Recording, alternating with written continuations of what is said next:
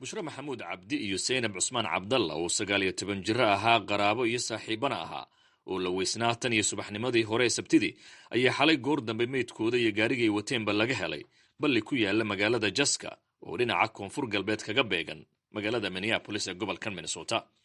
taliyaha ciidanka booliiska ee magaalada Jaska Scott Knight ayaa warbaahinta u sheegay in meydkii gabdhihii baadi doonayeen ay midna gaarigii ka dhex heleen midda kalena biyaha dhexdooda. We have recovered the car that we believe was driven by the two females.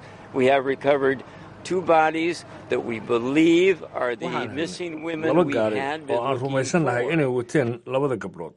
Waxaan helnay laba meyd oo aan aaminsanahay inay yihiin gabdhaha maqan ee aan baadi goobaynay. Taliya Knight ayaa intaa ku daray inay rumaysan yihiin in dhimashada gabdhaha uu keenay shil baabuur.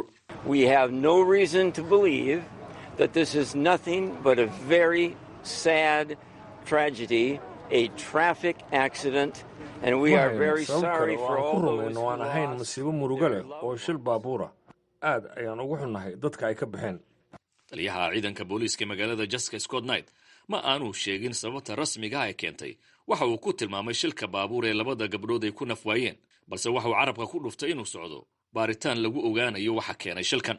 bushra maxamuud cabdi oo loo yaqaano Xafsa iyo Zaynab Cabdalla ayaa waxa ay ka shaqaynayeen laba goobood oo aan sidaa u kala fogeyn, waxayna isu yimaadeen xilligoodii bareega shaqada ama nusi saacaha sida ay noo xaqiijisay Nimco Xasan oo ah hooyada Bushra oo aan waraysanay ka hor intii aan la helin meydka labada gabdhood. sida ay sheegeen Bushra qoladii ay la shaqaynaysay waxay tiri waxa ii imaanaysaa kaasankayga oo cashi ii keenaysaa marka bareega banaankan ku qaadanay banaanka u soo baxay oo horena gudahay ku qaadan jirtay.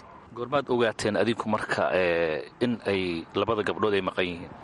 waxaan ogaanay booliiska ayaa wuxuu yimid guriga Zaynab Cabdalla waalidkii uu sheegay inuu yiri Zaynab baa taleefankan iga soo wacday taleefankeedii buu watay. booliisku marka uu yimid reerka wuxuu u sheegay inay gabdhuhu soo waceen markay ahayd 3 oo 8.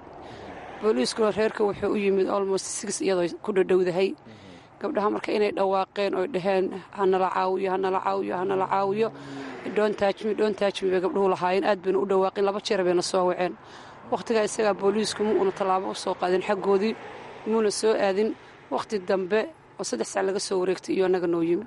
Jaliyadda Soomaaliyeed ee Minnesota ayaa door weyn ka qaatay baadidoonka Bushra iyo Zaynab, waxayna soo buuxiyeen dhinacyada balligii laga raadinayay, iyagoo qoyska hareer taagnaa tan iyo intii laga soo saarayay meydka gabdhaha. sidoo kalena qaar ka mida bulshada Mareykanka ee degan nawaaxiga goobta shilku ka dhacay ayaa dhankooda dadkii dhaxanta taagnaa u qaybinayay cabitaano kulul si ay ugu gegsadaan dhaxantii darneyd ee xalay. waxaana dadkaasi ka mid ahayd Bridge Hanson oo ah hooyo leh 2 carruura. The reason I came out here is because I wanted to just encourage everyone and let them know that they're not alone and that as a mom, my heart weeps with you. sababta aan halkaan u imid waxay tahay inaan dhiirrigeliyo qof walba. waxaan rabaa inay ogaadaan inaanay keligood ahayn. hooyo ahaan ayaa qalbigaygu idinla ooyaya. waxaan haystaa gabar 18 jira iyo wiil 20 jira. waxaan ogahay inaan rabo in dadka kale aan gacan ka helo wakhtiga shilkan baabuur ee noocan oo kale uu dhaco. shilkan ay ku nafwaayeen labada gabdhood ayaa ku soo beegmaya xilli ay dalkan Mareykanka ku soo badanayaan nacaybka ka dhanka ah muslimiinta. qoyska iyo jaaliyadda ayaana si foojigan uga dhursugaya waxa ka soo baxa baaritaanka ciidamada amnigu ay ku hayaan sababtii keentay in gaariga gabdhuhu ay wateen uu balliga kula dhaco.